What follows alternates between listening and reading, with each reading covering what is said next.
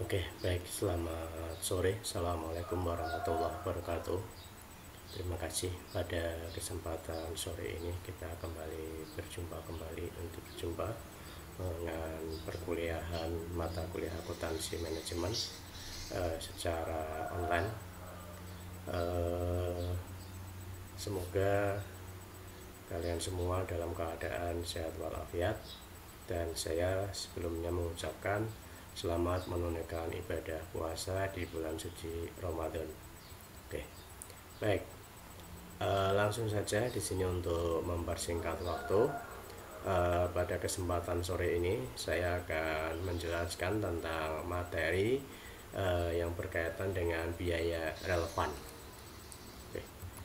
Jadi seperti yang kita ketahui bersama ya, pada pembahasan minggu lalu kita sudah membahas tentang biaya relevan, bahwasanya memang biaya relevan ini merupakan satu biaya yang memiliki tiap perbedaan, dalam artian di sini setiap alternatif pilihan keputusan di sini ini memiliki informasi biaya yang berbeda-beda, di mana biaya relevan ini digunakan untuk membantu daripada manajemen dalam rangka untuk pengambilan keputusan-keputusan khusus tertentu. Oke. Beberapa keputusan khusus tertentu di sini yang tentunya kemarin sudah kita sampaikan ya. Yang pertama di situ yang berkaitan dengan menerima atau menolak pesanan khusus ini. Kemudian yang kedua adalah berkaitan dengan keputusan khusus, yaitu terkait dengan menghilangkan ya atau menghapus daripada satu produk yang memang di sini memiliki volume penjualan yang rendah, di mana di sini dari volume penjualan yang rendah ini tentunya di situ akan berdampak pada perolehan pendapatan atau laba secara langsung, yang mana di sini perusahaan tidak mendapatkan keuntungan, malah justru sebaliknya mengalami kerugian. Nah, untuk itu kemudian di samping itu juga kita bisa melihat ya bahwasanya untuk biaya relevan di sini bisa juga digunakan untuk mengganti ya suatu produk. Ini sebetulnya kelanjutan ya, konteksnya kelanjutan daripada menghapus suatu produk.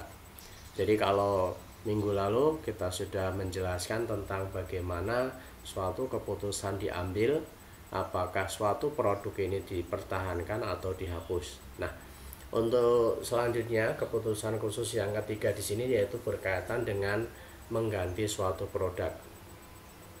Jadi kebijakan di dalam mengganti suatu produk ini tentunya juga dalam rangka untuk memaksimalkan daripada volume penjualan perusahaan, karena bagaimanapun juga kompetitor ya, ini juga pertimbangannya. Ketika kompetitor di sini itu menciptakan produk-produk baru, maka di sini juga perusahaan harus mampu ya menciptakan produk-produk baru untuk menggantikan produk-produk yang memang sudah lama dan di sini tentunya sudah mengalami kejenuhan pasar. Oke.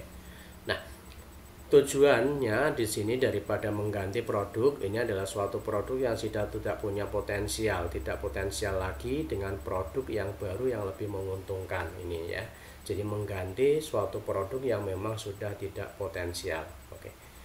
Jadi kebijakan mengganti suatu produk ini saya kira kita sering ya menjumpai para produsen ini menciptakan produk-produk baru yang inovatif dalam rangka untuk menggantikan produk lama yang memang di situ produk mengalami penurunan volume penjualan, karena bisa jadi kompetitor di sini menciptakan produk-produk baru dan mungkin bisa jadi adanya kompetitor baru yang masuk dalam pasar. Oke. Nah, di sini kita mencoba ya melakukan analisa terkait dengan mengganti produk baru dalam konteks akuntansi manajemen, yang mana di sini adalah berkaitan dengan pengambilan keputusan yang didasarkan atas data-data keuangan perusahaan. Oke. Baik, sebagai ilustrasi ini merupakan kelanjutan dari materi yang kemarin. Misalnya dari data di atas, ini data di atas maksudnya data yang kemarin ya. Jika departemen sepatu dan tas ini diganti dengan departemen mainan anak-anak, Jadi kalau kasus kemarin ini bahwasanya departemen sepatu dan tas itu pertanyaannya apakah dihapus atau dipertahankan ya. Nah, di sini pertanyaannya beda.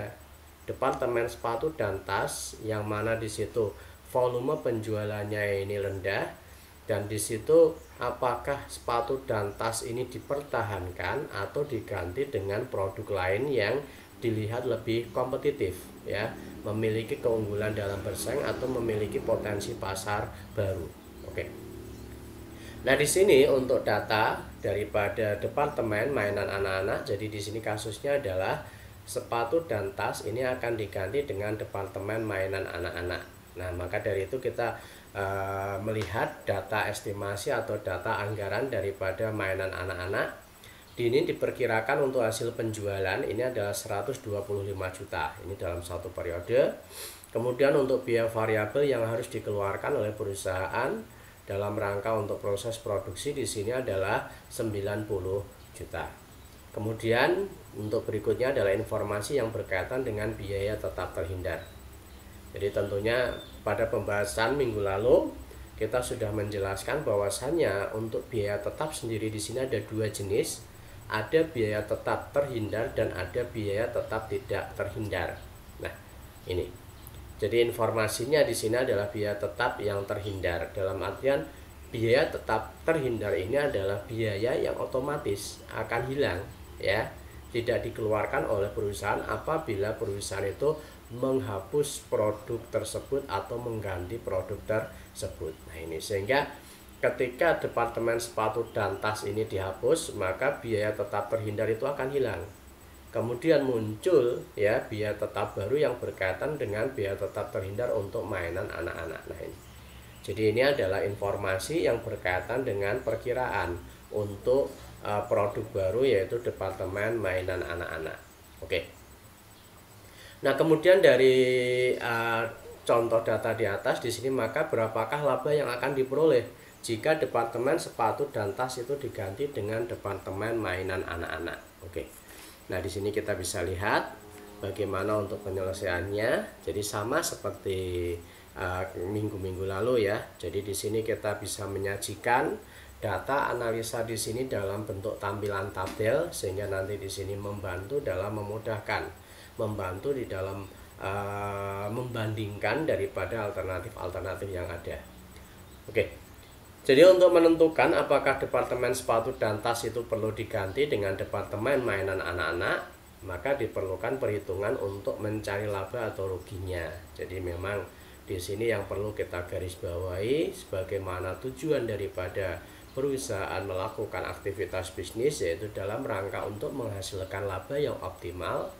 Maka sekiranya departemen sepatu dan tas ini sudah tidak lagi produktif dalam menghasilkan laba, maka di situ tentunya ada alternatif, apakah menggantinya dengan departemen mainan anak-anak.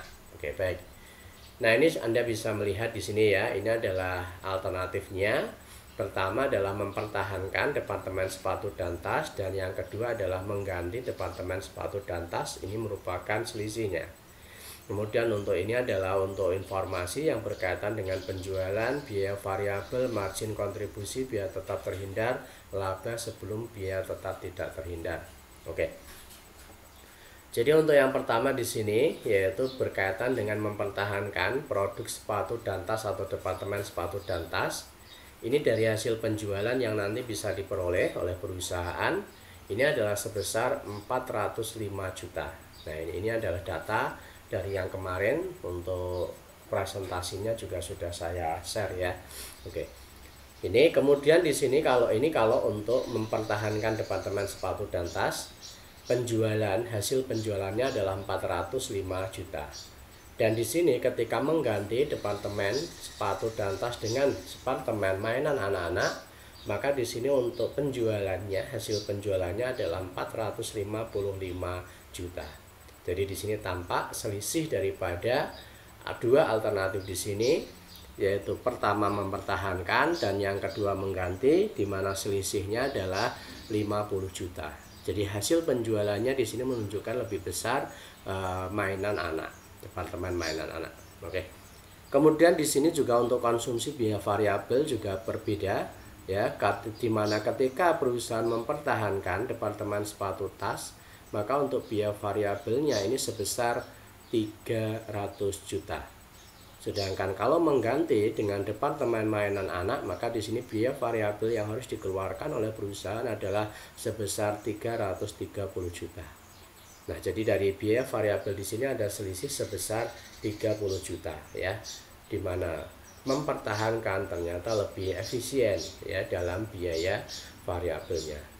Sehingga di sini dari selisih penjualan dan biaya variabel, maka di situ kita bisa memperoleh margin kontribusinya yaitu sebesar 105 juta untuk mempertahankan departemen sepatu dan tas. Sedangkan mengganti departemen mainan anak-anak ini margin kontribusinya adalah 125 juta. Sehingga di sini kita bisa melihat selisihnya yaitu 20 juta. Nah, maka di sini tampak bahwasannya mengganti ini memiliki margin kontribusi lebih besar. Oke. Kemudian selanjutnya kita bisa mengurangkan dengan biaya tetap yang terhindar. Jadi di sini ketika mempertahankan ya, ini maka di sini kita bisa mengurangi yaitu ini ya.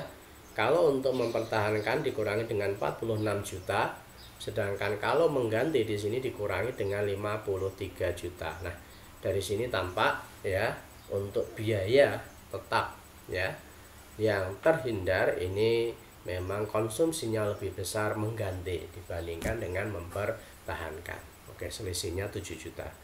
Nah, dari sini kita bisa melihat laba sebelum biaya tetap tidak terhindar, di mana untuk mempertahankan alternatif yang pertama, mempertahankan departemen sepatu dan tas, di sini perolehan laba diperoleh adalah sebesar 59 juta.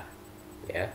Kemudian apabila alternatif yang kedua di sini adalah mengganti departemen mainan anak-anak, maka di sini hasilnya adalah 72 juta. Nah, di sini kita bisa melihat tampak bahwasanya laba yang dihasilkan dari dua alternatif di sini ternyata mengganti ya departemen sepatu dan tas dengan departemen mainan anak-anak ini memberikan kontribusi keuntungan lebih besar yaitu sebesar 72 juta dibandingkan dengan mempertahankan yang hanya 59. Jadi ada selisih keuntungan yaitu 13 juta. Saya kira ini merupakan keuntungan yang sangat banyak. Nah, dari sini tentunya kita bisa memperkirakan ya, dari hasil analisa yang baru saja kita lakukan, kita bisa memperkirakan daripada kebijakan dalam kaitannya dengan keputusan apakah mempertahankan atau mengganti ya satu komoditas tertentu. Dan di sini dari hasil analisa menunjukkan bahwasanya mengganti ya departemen sepatu dan tas dengan mainan anak-anak ini ternyata lebih menguntungkan karena memberikan laba yang lebih besar. Oke. Nah, ini adalah untuk perhitungannya ya. Saya kira nanti bisa kita simak lagi ya. Oke, nah ini adalah kesimpulannya. Jadi beberapa kesimpulan di sini. Jadi perusahaan tersebut sebaiknya mengganti dengan departemen mainan anak-anak. Sebab laba ya sebelum laba sebab nah ini ya. Sebab laba sebelum biaya tetap tidak terhindar itu jika dipertahankan hanya menghasilkan laba sebesar 59 juta. Tetapi jika diganti laba sebelum biaya tidak terhindar, maka di situ bisa menghasilkan laba 72 juta. Sehingga di sini kita bisa melihat bahwasanya ada selisih 13 juta. Maka di sini keputusan yang diambil itu adalah sebaiknya ini sebagai rekomendasi manajer kepada manajer bahwasanya sebaiknya mengganti ya departemen sepatu dan tas diganti dengan departemen mainan anak-anak karena memberikan tambahan keuntungan sebesar 13 juta. Oke, baik.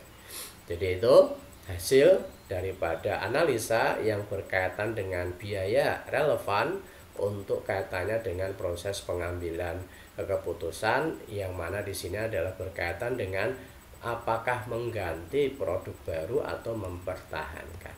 Oke. Baik. Nah, selanjutnya di sini kita bisa lanjut ke keputusan khusus yang lain. Ini merupakan keputusan berikutnya ya. Kalau tadi sebelumnya adalah mempertahankan atau mengganti. Nah, sekarang untuk keputusan khusus yang berikutnya adalah menyewakan atau menjual suatu aktiva. Nah, ini. Jadi konteks di dalam menyewa atau menjual suatu aktiva di sini ini adalah dalam konteks bahwasanya aktiva yang dimiliki oleh perusahaan itu memang sudah tidak layak dipakai, ya.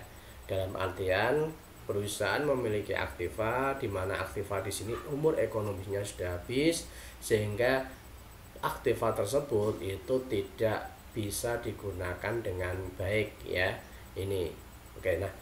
Jadi ini saya kira banyak sekali ya perusahaan-perusahaan mungkin memiliki mesin-mesin yang ternyata di sini karena memang usia mesin di sini sudah lama, maka mesin tersebut tidak bisa digunakan, tidak layak pakai, sehingga dengan terpaksa mesin-mesin tersebut itu karena tidak dipakai maka disimpan dalam gudang, ya, gudang peralatan yang mana di situ tentunya akan memperparah daripada keadaan. Dan ini tentunya di satu sisi perusahaan juga ada semacam keharusan mengganti daripada mesin-mesin yang memang sudah tidak layak pakai dengan mesin-mesin yang baru, sehingga di sini harapannya adalah meningkatkan produktivitas. Nah, ini.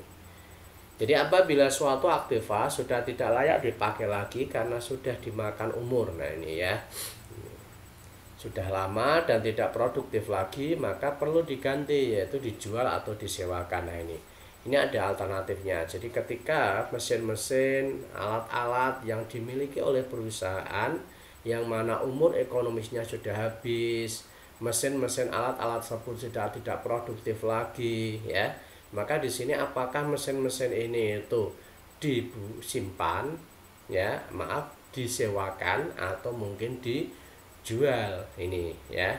Ini dalam rangka apa? Dalam rangka agar supaya mendapatkan manfaat, perusahaan memperoleh manfaat, ya. Ini manfaat secara ekonomis tentunya. Karena bagaimanapun juga ada keharusan, ada kewajiban bagi perusahaan ketika aktiva-aktiva yang memang sudah tidak layak pakai itu tentunya harus diganti dengan aktiva yang lebih baru, tentunya dalam rangka apa? Meningkatkan produktivitas. Jadi contoh misalkan saja pada perusahaan percetakan, misalkan di situ ada mesin-mesin cetak. Nah, yang mana di situ ternyata mesin-mesin cetak ini sudah tidak produktif lagi untuk saat ini, ya. Biaya operasional mahal, sering di situ mengalami kerusakan ketika digunakan. Nah, ini tentunya juga menurunkan daripada produktivitas. Nah, maka dari itu tentunya ada keinginan perusahaan untuk mengganti mesin-mesin baru. Nah, ini dalam rangka hal itu tentunya agar mesin yang lama ini itu bisa dimanfaatkan, maka apakah ini dijual atau mungkin disewakan. Nah, ini. Nah, di sini ada dua alternatif, ya, kira-kira yang mana? Nah, ini keputusan apakah aktiva tersebut disewakan dengan adanya tambahan biaya reparasi ini. Jadi kalau aktiva tadi disewakan, ini maka tentunya konsekuensinya perusahaan harus mengeluarkan biaya reparasi sehingga suatu aktiva itu layak untuk digunakan. Atau mungkin ya dijual, ini dijual. Nah, kalau dijual tentunya di sini dalam kondisi apa adanya, ya, dalam kondisi dalam tanda kutip ya tidak layak pakai, tetapi di sini bisa jadi ada beberapa pengeluaran yang bisa dikeluarkan kepada perantara. Nah, ini. Oke, nah ini adalah dua alternatif. Jadi yang pertama adalah menyewakan, di mana di situ konsekuensinya perusahaan harus mengeluarkan biaya reparasi, servis agar supaya peralatan tersebut atau aktiva tersebut bisa dipakai lagi. Sedangkan yang kedua di sini adalah menjual. Dan di sini ketika perusahaan menjual aktiva tersebut, ini juga ada konsekuensinya yaitu memberikan komisi kepada perantara. Oke. Baik, ini untuk ilustrasi agar supaya lebih jelas kita bisa melihat contoh ilustrasi yang ada di sini ya. Sebuah perusahaan mempunyai mesin tua dengan harga perolehan sebesar 20 juta. dan telah disusut sebesar 18 juta. Jadi di sini kalau kita melihat semua info dari informasi ini sih sebetulnya perusahaan masih memiliki umur ya residu, yaitu nilai residu sebesar 2 juta. Nah, kemudian di sini dari data yang ada ini, kemudian perusahaan ini mempunyai rencana untuk menyewakan atau menjual mesin tersebut. Ada dua alternatif. Kira-kira menyewakan atau menjual. Nah, mungkin Anda berpikir ya kira-kira enaknya menyewakan atau menjual gitu. Nah, ini maka dari itu kita perlu melakukan analisa mana keputusan yang akan diambil, di mana keputusan ini tentunya merupakan keputusan yang memang memberikan kontribusi atas keuntungan bagi perusahaan yang lebih besar. Nah, jadi ini jika menyewakan, perusahaan mendapatkan pendapatan sebesar 4 juta ini ya dalam 1 tahun, di mana agar supaya aktiva tersebut itu siap ya untuk disewakan, maka perusahaan itu harus memperbaiki mesin, di mana biaya perbaikan mesin itu sebesar 600.000. Nah, ini itu yang alternatif pertama. Sedangkan alternatif kedua yaitu jika perusahaan ini menjual ya, menjual mesin tersebut, maka laku 4.200.000. Walaupun tadi ya nilai residunya hanya 2 juta, tetapi mesin di sini ini laku dijual 4.200.000, tentunya dengan komisi penjualan sebesar 15%. Nah, ini ditanyakan apakah perusahaan ini menyewakan atau menjual mesin tersebut. Mungkin saya kira sebagian besar akan berpendapat bahwasannya lebih baik menyewakan ya, menyewakan daripada aktiva tersebut, karena ketika perusahaan menyewakan tentunya di sini perusahaan akan memperoleh passive income ya. Ini passive income secara rutin setiap tahun yaitu sebesar 4 juta. Nah, ini dan di samping itu juga tentunya hak kepemilikan atas aktiva tersebut itu masih dimiliki oleh perusahaan. Nah, ini. Tetapi tentunya di sini agar supaya keputusan yang nanti kita ambil itu bukan keputusan yang berdasarkan perkiraan saja ya ini ya, tetapi di sini didasarkan atas analisa data-data kuantitatif, maka kita bisa melihat ya bagaimana penyelesaian yang kita lakukan. Nah, ini sebagai catatan sebelum kita masuk ke penyelesaian, bahwasanya di dalam akuntansi manajemen biaya penyusutan itu dianggap sebagai biaya yang tenggelam. Artinya sudah tidak relevan lagi untuk diperbandingkan ini ya. Jadi mana biaya penyusutan ini tidak diperhitungkan lagi karena sudah dicatat atau dikeluarkan pada periode masa lalu. Nah, ini. Jadi memang itu secara kronologis ya, bahwasanya memang biaya penyusutan itu dikeluarkan oleh perusahaan pada periode yang bersangkutan ya. Maksudnya periode yang bersangkutan ini adalah pada periode di mana perusahaan memperoleh manfaat atas aktiva tersebut. Nah, ini adalah kapan biaya penyusutan itu dikeluarkan. Oke, maka kita mengabaikan untuk biaya penyusutan karena ini merupakan biaya yang sudah terjadi. Oke. Nah, ini penyelesaiannya kita bisa melihat ya bagaimana untuk penyelesaiannya.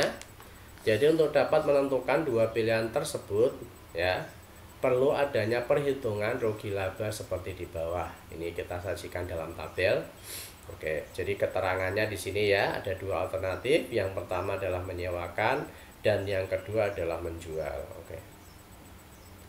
Nah, ketika perusahaan memilih alternatif menyewakan, maka di sini akan memperoleh pendapatan sebesar 4 juta. Sedangkan kalau menjual, maka perusahaan akan memperoleh pendapatan sebesar 4.200.000. Jadi ada selisih 200.000, di mana menjual itu lebih menguntungkan. Ini kalau dalam perbandingan secara langsung pada periode sekarang.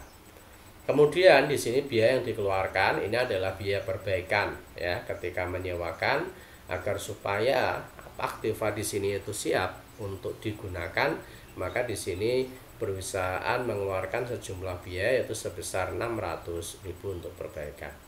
Sedangkan kalau menjual, maka di sini ada biaya yaitu berupa komisi kepada perantara sebesar 15% dari 4.200.000 atau sama dengan 630. Nah, di sini ada selisih sebesar 30.000, di mana menjual itu ternyata pengeluaran biayanya lebih besar, yaitu ada selisih 30.000. Nah, selanjutnya dari laba di sini kita juga bisa memperhitungkan pendapatan dikurangi dengan biaya, sehingga ketika menyewakan maka laba yang dihasilkan atau laba yang diperoleh oleh perusahaan itu sebesar 3.400.000. Sedangkan apabila perusahaan ini menjual, maka laba yang dihasilkan ini adalah sebesar 3.570.000, yaitu 4.200.000 dikurangi dengan 630. Nah, dari hasil analisa di sini tampak bahwasanya laba yang dihasilkan antara menyewakan dengan menjual ini lebih besar yang menjual. Ada selisih 170.000. Nah, ini kalau kita membahas, mengilustrasikan pada contoh yang ada di sini. Nah, dari sini tentunya kita bisa mengambil kesimpulan. Jadi perusahaan jika menyewakan akan mendapatkan laba 3.400.000, sedangkan jika menjual langsung maka akan mendapatkan laba sebesar 3.570.000. Nah, ini. Sehingga di sini rekomendasinya ini perusahaan sebaiknya itu menjual saja. Oke. Tapi mungkin sebagian Anda juga tidak setuju ya bagaimana dengan hasil yang ada di sini, tetapi ini merupakan sebuah ilustrasi yang mengacu pada kasus di sini ya. Pada beberapa kasus yang mungkin sering kita jumpai, mungkin untuk perorangan ya, bukan perusahaan atau badan usaha, sering ya seseorang ini memiliki aset tetap, misalkan berupa rumah ya, atau mungkin gudang ya, atau mungkin gedung, atau mungkin tanah gitu. Nah, dari aktiva yang dimiliki ini kebetulan kalau tidak dipakai, maka biasanya pemilik itu lebih senang menyewakan daripada aktiva tersebut. Karena apa? Karena tentunya di sini ada beberapa alasan. Pertama, ketika menyewakan maka seseorang ini mendapatkan passive income. Jadi mendapatkan pendapatan secara rutin selama masa sewa ini masih berlaku. Gitu ya. Kemudian yang kedua, kenapa di sini memilih menyewakan? Karena dengan menyewakan maka hak kepemilikan atas aset ini tidak berpindah tangan, masih berada di tangan. Oke, itu mungkin alternatif yang biasanya dan lebih sering dijumpai pada orang ya. Tetapi di sini dalam konteks kasus contoh yang ada ini, dari hasil perhitungan ternyata menjual ini lebih menguntungkan dibandingkan menyewakan. Oke, dan di sini tentunya sebagaimana tadi yang saya sampaikan ya, sebagai perbandingan, hanya ilustrasi saja. Tentunya nanti ya apabila Anda melakukan analisa yang berkaitan apakah menyewakan, apakah menjual, ini tentunya Anda harus melihat berapa besar pendapatan dan juga biaya-biaya, karena laba itu kita peroleh dengan membandingkan antara pendapatan dengan biaya, dan tentunya di sini ada faktor-faktor lain yang juga harus dipertimbangkan ya.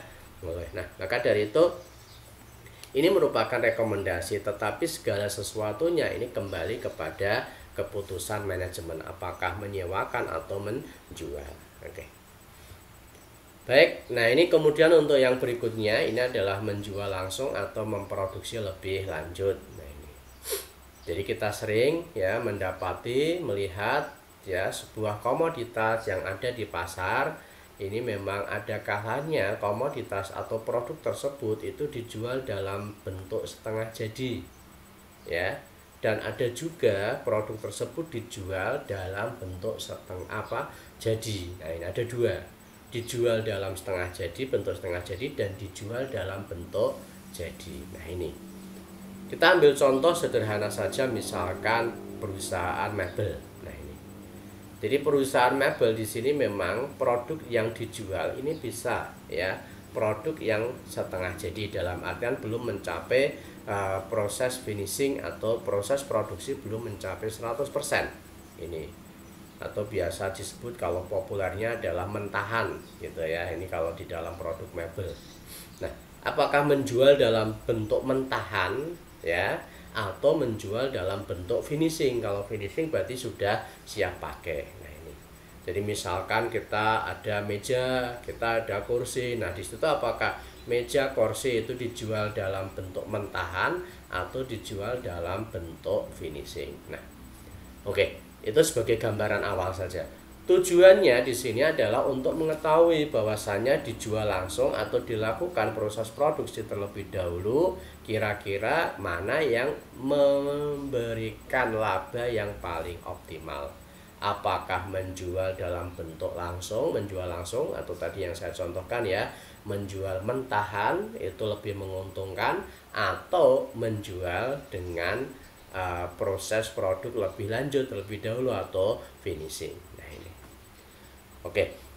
Di sini apabila ada kemungkinan bahwa barang yang akan diproduksi bisa juga langsung dijual ya, maka hal ini perlu dipikirkan mana yang lebih menguntungkan, dijual langsung atau diproses menjadi barang kemudian baru dijual.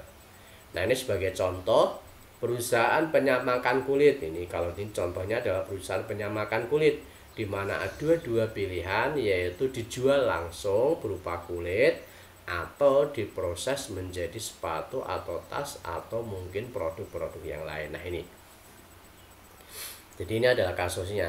Nah ini, jadi kalau ilustrasi di sini kita melihat ya bagaimana proses yang terjadi untuk proses penyamakan kulit ya, dimana dari kulit binatang, apakah itu kerbau atau sapi atau mungkin kulit binatang yang lainnya, masuk dalam proses penyamakan sehingga di situ nanti akan menghasilkan kulit.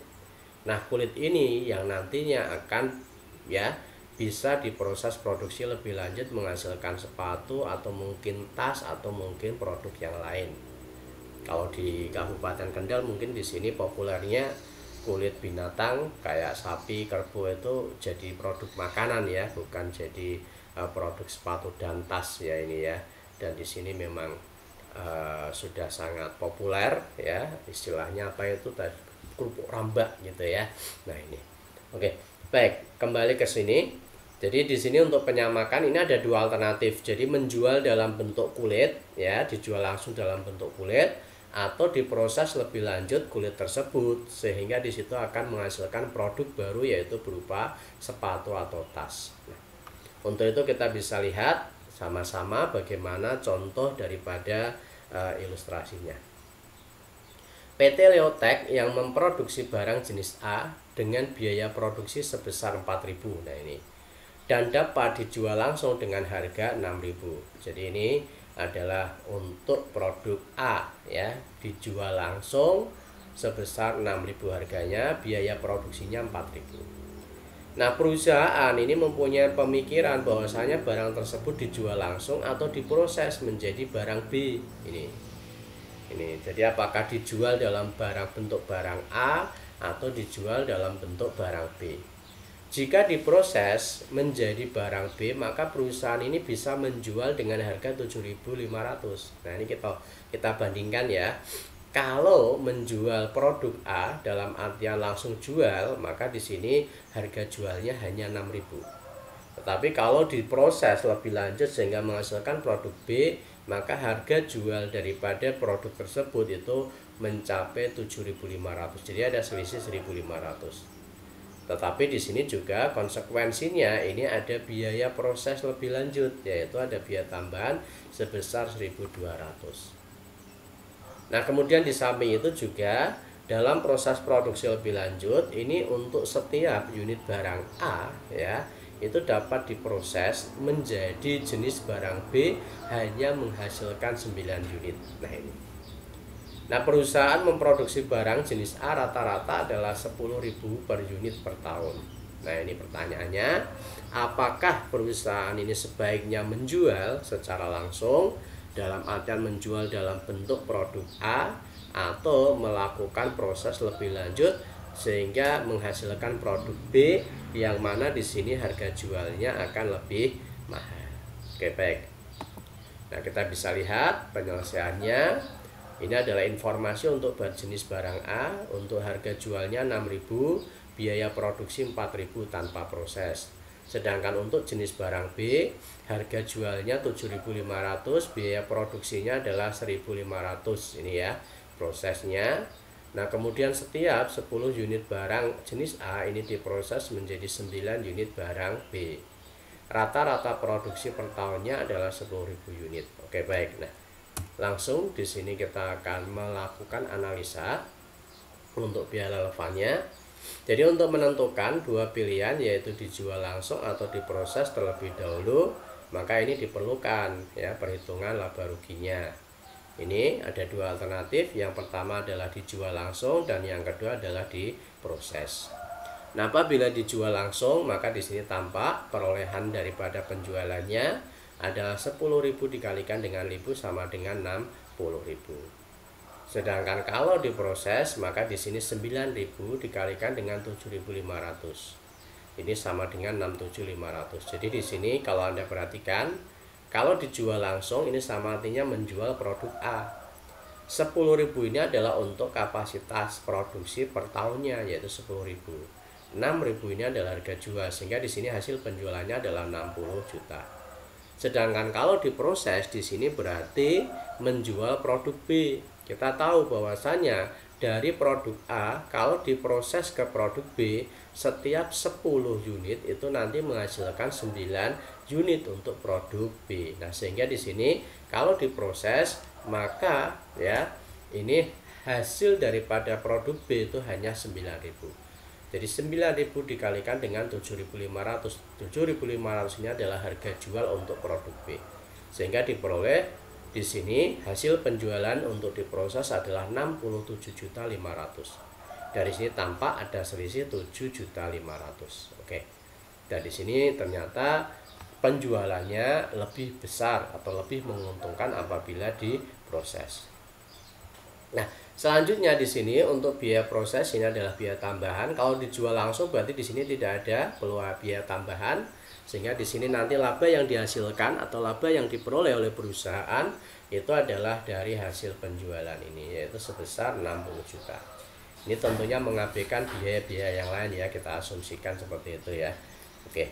Sedangkan kalau diproses ini maka di situ dikeluarkan biaya tambahan ya. Biaya tambahannya di sini adalah sebesar 1.000 dikalikan ini, maaf ya, ini 10.000 ya, ini ya. 10.000 dikalikan dengan 1.200 ini. Oke, sehingga di situ kita peroleh hasilnya adalah 12 juta. Oke. Nah, sehingga di sini kita bisa melihat bahwasannya untuk alternatif dijual langsung dan alternatif kedua ini diproses, ternyata dari hasil analisa ini laba yang dihasilkan itu lebih besar dijual langsung ya, yang mana di situ perolehan labanya adalah sebesar 60 juta.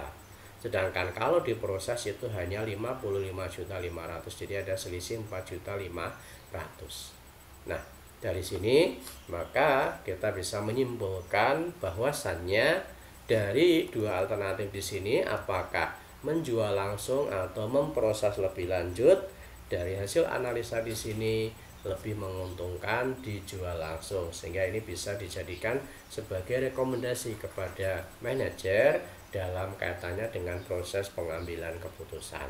Oke, ini kesimpulannya ya. Jadi ada selisih daripada laba 4.500.000. Oke, baik. Jadi ini merupakan beberapa keputusan yang memang di sini berkaitan dengan biaya relevan atau biasa juga disebut dengan biaya diferensial. Dari beberapa ilustrasi contoh yang saya berikan ini ya, ini hanya merupakan contoh ilustrasi sederhana, namun demikian tentunya dalam konteks yang sesungguhnya atau mungkin konteks atau kasus yang mungkin nanti Anda jumpai di sini akan berbeda ya. Jadi bukan berarti kemudian misalkan menjual langsung dan memproses lebih lanjut lebih menguntungkan menjual langsung, itu merupakan keputusan.